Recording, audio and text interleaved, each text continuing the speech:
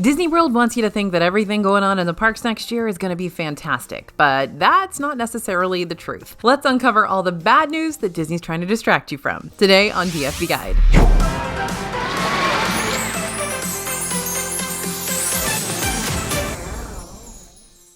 Hey everybody, it's AJ for Disney Food Blog, and I hate to be the bearer of bad news, but there are a few things we need to talk about before you get all amped up for your upcoming Disney World vacation. Nope, I'm not saying Disney World isn't going to be any fun, but if you're not prepared for Disney's major closures and updates and potential vacation-altering scenarios, then you're going to be caught off guard, which is the last thing you want happening to you right after dropping a bunch of money on a dream theme park getaway. So we're going to break the bad news, but also help alleviate the blow with some easy solutions and good old DFB words of wisdom. Before we rip that band-aid off, how about some good news first? Scan the QR code you see on the screen now or head to disneyfoodblog.com/DisneyPlans and we'll give you a set of our free Disney World planning worksheets. That way, no matter what news we drop for you today, good, bad, or ugly, you'll have a digital download to help you organize your way around Disney World's potential kinks and hitches while still keeping the rest of your plans in a nice, neat, orderly fashion. Okay, this point right here is actually one of the key reasons we wanted to make this video in the first place, because if y'all happen to overlook these 2024 park closures, you might be really let down by your next Disney World visit. There's nothing worse than spending a bunch of money and taking the vacation time to go to Disney World and then realizing that the ride you really want to ride or the pool at your hotel are closed. So, first of all, let's address the ghost town that is Frontierland right now, which will only get worse as the year progresses. Last year, Splash Mountain closed and is currently being rethemed as Tiana's Bayou Adventure.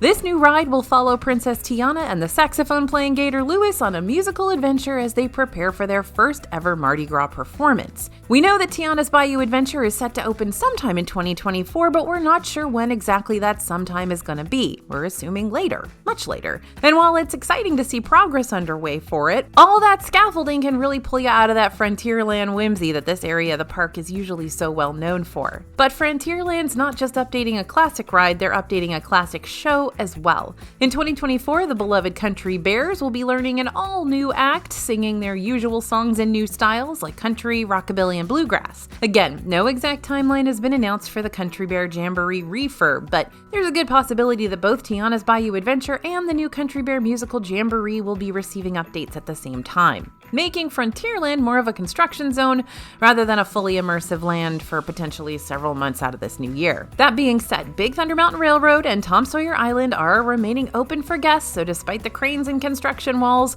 poor Frontierland will still be worth visiting during its hot mess era. Disney's Typhoon Lagoon Water Park is closed again for refurbs as Disney's Blizzard Beach reopens for more splishing and splashing commencing. This has been the trend of the Disney water parks for the past few years. One stays open, one stays dark, and rarely do we ever see them both operating at the exact same time anymore. Currently, we don't know when Typhoon Lagoon will reopen, but just expect it to be down for a while Blizzard Beach gets its chance to shine again and they clean stuff up in Typhoon. Rock and Roller Coaster will also be closing at the beginning of 2024. The ride's going to close on January 8th according to the calendar, and there's currently no reopening date listed. This is likely the routine maintenance we've seen in previous years for this ride, and it should reopen before the summer crowds arrive, probably earlier. Also, be on the lookout for early park closures throughout the year. On select evenings, some of the Disney World parks may close earlier than usual due to an after-hours party or a cast member event or a private party. And that means you might see the parks close as early as 4 to 6 p.m. You can check park hours ahead of your visit over on the Park Hours and Events calendar via the Disney World website if you want to make sure you're not accidentally snubbed out of your nighttime ride-throughs or fireworks spectaculars. And by the way, these can change kind of weekly, so definitely keep checking those calendars for any updates. One last potential round of closures that you may want to be on the lookout for are the ones that haven't technically been greenlit just yet. So what do we mean by that? Well, if Disney decides that they want to go ahead and get a jump start on some of those massive projects they teased during Destination D23, like the overhaul of Dinoland USA, the Tree of Life show replacement, the updated test track, the new Adventureland Tavern, or even whatever big mysterious plans they've got brewing for just beyond Big Thunder Mountain Railroad, then we might start seeing some construction and closures taking place in these areas of the parks too. Now, granted, we haven't been told directly that any of these changes would happen or even start happening by 2024. There's a good possibility that many of these won't undergo those massive changes until much, much later on, especially considering Disney's working on a 10-year plan for the parks right now, which means they got a lot of timeline wiggle room to work through. However, Disney likes to keep us on our toes, so some of these projects may start up sooner than we think. Only time will tell. But fear not, that's why you're with us. We'll keep you updated on our social and website and right here on YouTube to make sure you learn about any of these potential changes and closures as soon as we learn about them too. Okay, I've got one more closure I want to talk about. Promise this is it for now, and I also promise it comes with a happy ending. The voyage of the Little Mermaid over in Disney's Hollywood Studios is now permanently closed. Even though it's technically been closed since the 2020 closures, we just haven't heard whether it'll be coming back or not. Now here's where the happy ending comes into play. While Voyage of the Little Mermaid won't be returning, a new show called Little Mermaid: A Musical Adventure will be taking its place in fall 2024. So Ariel and Flounder aren't going anywhere. According to Disney, this is going to be a completely reimagined show, but you're still going to see puppets, you're still going to see live actors, you're still going to see Ariel. Exciting stuff. Next, let's talk about relearning stuff we thought we already knew. So after the 2020 closures, the way we navigated the Disney parks was really different from how we did it before. Fast passes got kicked to the curb, the Disney dining plan disappeared, park hoppers were restricted, and reservations were required for each and every park that you visited. And while these changes weren't all that popular, we learned how to adapt and make them our new normal. But now Disney's ready to change all those rules again. On January 9th, the Disney dining plan will be returning. Park guests with date-based tickets won't need park passes to get into the parks, and all-day park hopper access will return, so guests with those park hopper benefits or an annual pass will be able to visit another park anytime during the day, subject to capacity limitations. And on top of all that, sometime in the possibly distant future, Disney Genie Plus will be updating its system again, making it to where guests will be able to pre-select lightning lanes ahead of their trip instead of having to wait until the day of to do so, much like FastPass Plus used to do. Not to mention, the Epcot festivals are going to be changing the way their events and concerts work from here on out too, thanks to the soon-to-be Communicore Hall and Plaza area, aka the new home base of the Epcot festivals. That's set to open really soon over in World Celebration. And let's not forget that virtual queues could change up in the near future too. Currently, you need a virtual queue for Guardians of the Galaxy Cosmic Rewind in Epcot and Tron Light Cycle Run in Magic Kingdom, but with Tiana's Bayou Adventure on the horizon, those virtual queues could update again on us. Per the release of this video, virtual queues will still work like they always do. They open at 7 a.m. and again at 1 p.m., but you have to be in the park where the ride resides to try for that 1 p.m. virtual queue opening time. That's what we're hearing from cast members at the moment. This has been the average virtual queue system for new rides for the past couple of years now, but that doesn't mean they can't change it if and when Tiana's new ride opens up and offers its virtual queue for the public. In summary, lots of new and potential rule changes are going to hit you this year, and they might hit hard if you're not prepared. Now, most of these updates aren't bad by any means. Actually, lots of guests are really excited to see many of them finally go live, but because there are so many changes happening at once, things can get confusing, especially if you're left out of the loop for those potential changes to come. If Disney Genie does change in the near future, you're not going to want to purchase it the day of your visit, only to find that most of the guests have already pre-selected lightning lanes for the rides you were wanting to get. And if Tiana's Bayou Adventure ends up having a new virtual queue that you don't know about, you might miss out on the ride entirely, and that would be the pits. The takeaway here is that Disney changes a lot, and the rules for yesterday are not necessarily going to be the rules for tomorrow. That's why we here at DFB like to send you direct updates through our free DFB newsletter, so you never have to be caught off guard by those big Disney changes during your trip. So go ahead, join our newsletter. It's free. Subscribe to our YouTube channel so we can make sure you stay informed about all future Disney park changes. Next, let's talk about price increases. Inevitable? Probably. Disney likes to do this thing each year where it ever so sneakily raises prices for food and merch and park tickets, basically whatever it needs to nickel and dime. And while Disney never directly announces, hey, this is the exact time we're going to start raising prices again, history has done a pretty good job at repeating itself these last few years. So if history does that again, we could see more price spikes happen in early 2024, maybe as early as January, and again around the fall, like we saw this past October when Disney raised the prices for Memory Maker, theme park parking, annual passes, and thousands of menu items. That's why it's always important to budget ahead for these potential increases and help soften the blow when they strike. So how else can you cut down on costs for your upcoming Disney World trip? Well, we've got some options to help you save for expenses that may not have popped up for you just yet. First, pass on the add-ons. When it comes to making your trip better, Disney has a ton of suggestions for you. And by suggestions, I mean a ton of premium add-ons that'll get rather costly when you decide to invest in them all. Some of these include Park Hoppers, Disney Genie Plus, individual lightning lanes, magic bands, Memory Maker, so on and so forth. Some of these add-ons will be valuable for you, but not all of them will be, despite what Disney says. So make sure to do your research and see what add-ons will actually be worth the cost for you, and save the rest of your money for something else, like souvenirs or snacks, or just turn it into your extra safety net money for later. And remember, some of these items you can actually add when you arrive in Disney World if you think you need them. So don't buy it till you need it. Second tip to save money is order those groceries. You know, we talk about Kroger's delivery. They allow you to order groceries that you can either prep back in your hotel room or take into the parks with you for an afternoon picnic instead of having to pay a whole lot of moolah for a Disney restaurant. They also have lots of sales and coupons you can put toward your favorite brands too. Oh, and you don't have to worry about paying extra for tipping since all the drivers are Kroger employees and won't take tips. Otherwise, the delivery fees are as low as $6.99, which is still cheaper than what you're going to have to pay to take a rideshare to a nearby grocery store and back again, or even what you're going to spend on gas to get there yourself, probably. Best of all, Kroger's going to give you $15 off your first 3 orders, like a welcome to the club sort of thing. So if you're interested, I'll make things easy for you and put the Kroger delivery link down in the description so you can check it out on your own time. Ready to talk weather? Yeah. Weather. That's the best part of Disney World, right? Well, it can be and it cannot be. While the Florida heat is pretty brutal every summer, 2023 was record-breaking. According to Orlando Sentinel, the month of August alone broke high temperature records nearly every other day. And while you think you may be prepared for Floridian heat, you may not be prepared for just how intense that heat can get, especially if you're just outside all day.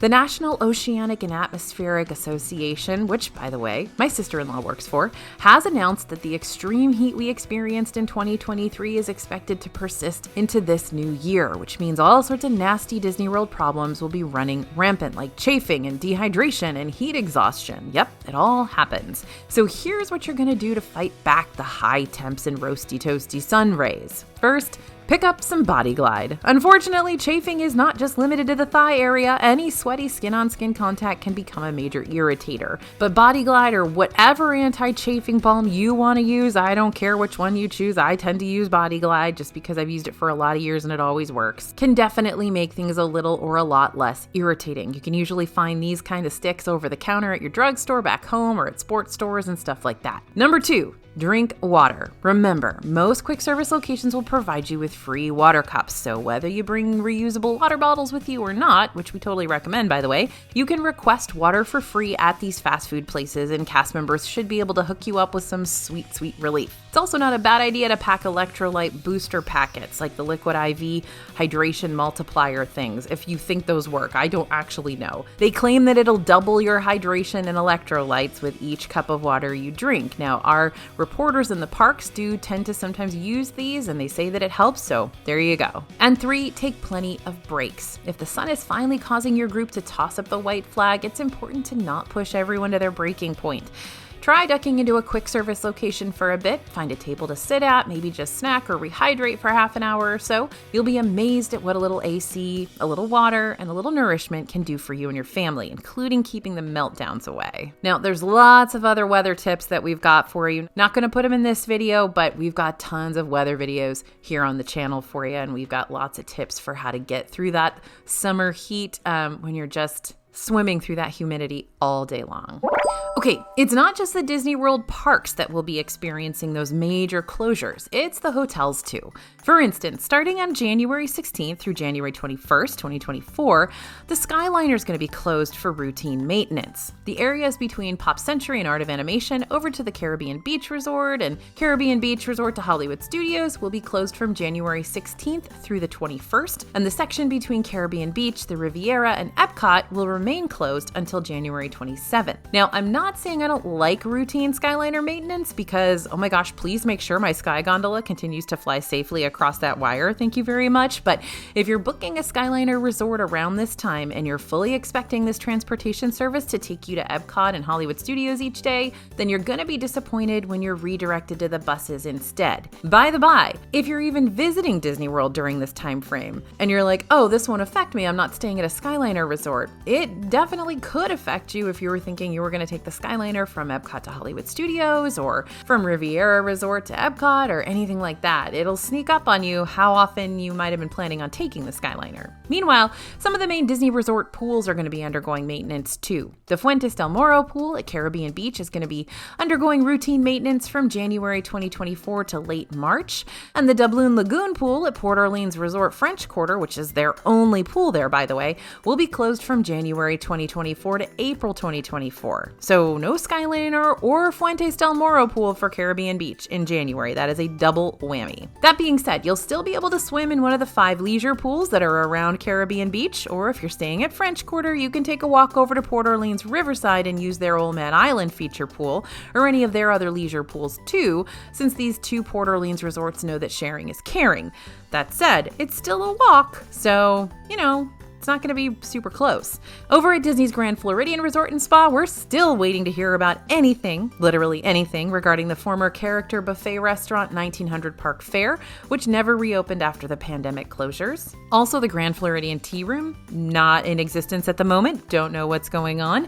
We literally have no idea what's going on with these 2 restaurants. So if you do, please let me know in the comments. And don't forget, there's still a ton of construction happening at the Disney resorts. At Grand Floridian specifically, they're going to be resuming their lobby updates, so be on the lookout for those "Pardon Our Pixie Dust" signs to pop up again around the main building. Disney's Polynesian Village Resort is getting that brand new Disney Vacation Club building, which will bring so many new DVC villas and also potentially new restaurants and recreation opportunities. This building has seen a lot of progress lately and is looking rather massive, but we still don't have an exact date for when those villas will be ready to book. We just know that the building's supposed to open sometime in 2024. And while Disney's Boardwalk Inn was supposed to have 2 new restaurants open at the end of 2023, the Cake Bake Shop and Blue Ribbon Corn Dogs, both eateries got their opening time frames pushed back to an early 2024 opening. So they shouldn't stay closed for too much longer, but we'll let you know when they're set to open for sure once that information is finally released. You'll especially need to know about those exact opening times when it comes to Cake Bake Shop, since you're going to need advanced dining reservations for it if you want to sit down and eat in the main dining room. And Disney's Fort Wilderness Resort and Campground is getting ready to redesign their 350 cabins to make them into more modernized DVC cabins. Disney actually released some concept art for these new cabins on their social media not too long ago, and from the little glimpse we got of it, we saw that Murphy bed, a dining area, a small kitchen, and the bedroom with the bunk beds, of course. But what we also know about these cabins, from what Disney announced about them previously, is that they'll still be big enough to sleep 6 adults, and they'll still have a private patio that families can enjoy.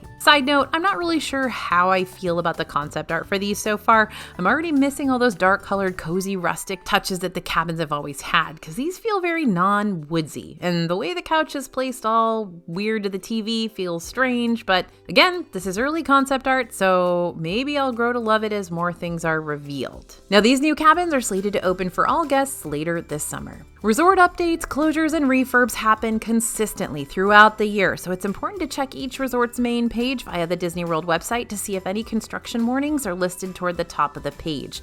They'll be typed out in orange text and easy to see. If you do book a Disney World resort only to find out about a major resort closure later on that's going to be a deal breaker for you, you can still switch hotels as needed to get a better resort experience. Just log into your My Disney Experience account and click on My Plans. From there, you can scroll down to the daily itinerary section and find your Disney Resort hotel reservation. You should see a Modify button on the right side of the reservation, but if you don't, you can call the Disney Resort Hotel Reservations line directly so they can help you out. Just keep in mind that any changes made to an existing reservation are subject to a price change, depending on which resort you switch over to. Now, let's talk crowds. I'll actually start off with some good news for this one. Disney World might wind up seeing some relief in crowd levels this year.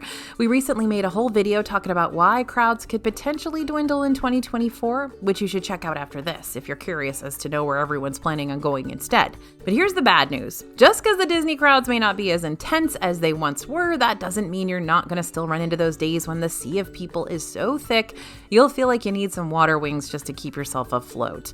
Some of Disney's peak season times are more than predictable. We know that the winter holidays and spring break season always expect big crowds, as well as several weekends throughout the summer. However, there are also a lot of other dates and events that draw big crowds in the parks that aren't as predictable. Disney World hosts many major events, including Run Disney weekends and cheer competitions and spring and fall Dapper days.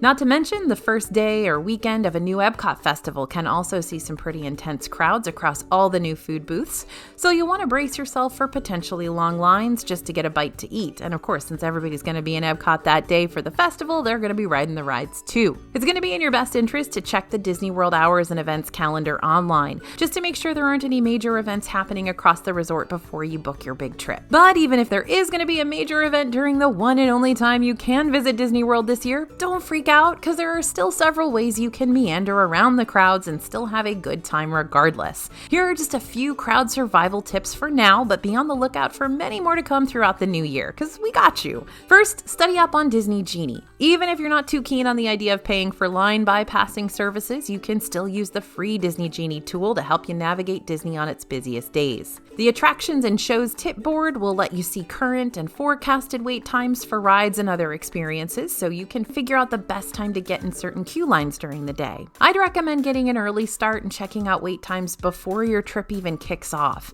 That way, you've already got a feel for when certain ride lines tend to drag more than others. Our friends over at All Ears also track wait times with weekly blog posts for all the 4 parks, so make sure to pay them a visit and stay in the know. Second, use the baby care centers. It's not just the adults who have to deal with the constant flow of guests everywhere you turn. It's the little ones too. If your kid seems to be getting overstimulated by all the hustle and bustle buzzing around them, you may want to track down one of the baby care centers inside each of the parks. Baby care centers give you and your kid, whether they're a baby, a toddler, or a younger kid, the chance to cool down and take a breather, maybe settle in for a snack, a diaper change, or a quick cat nap. And 3, download the new DFB Guide. Oh, little self-promotion coming your way. In our 2024 DFB Guide to Walt Disney World Dining, we've got several sections dedicated to avoiding the crowds as you continue to munch your way around the parks. We also have an in-depth list of all the different dining options that you can study up on before your visit, so you can get ahead of the crowds and know which restaurants you'll want to make advanced dining reservations for 60 days before your trip, and which ones are worth it. Head to the dfbstore.com website to order this new guide today, and don't forget to type in code YouTube for even more savings on your total purchase. Now, something everybody asks me is, should I get it now or should I get it right before my trip? And we always recommend you go ahead and get it now. This is fully updated for 2024 and it's ready to go. Disney World may have some bad news for 2024, but that doesn't mean it's going to be a bad year for the parks. There's still tons to look forward to and lots of exciting changes that are currently in the works as well. So make sure to keep tuning back here to learn more about those Disney World updates. If there are any curveballs coming your way, we'll let you know about them and we'll give you the solutions for them too. And don't forget to pick up our free Disney World planning worksheets over at disneyfoodblog.com/DisneyPlans. Thanks for listening, everyone, and thanks for watching. As always, this is AJ for Disney Food Blog, and we'll see you real soon.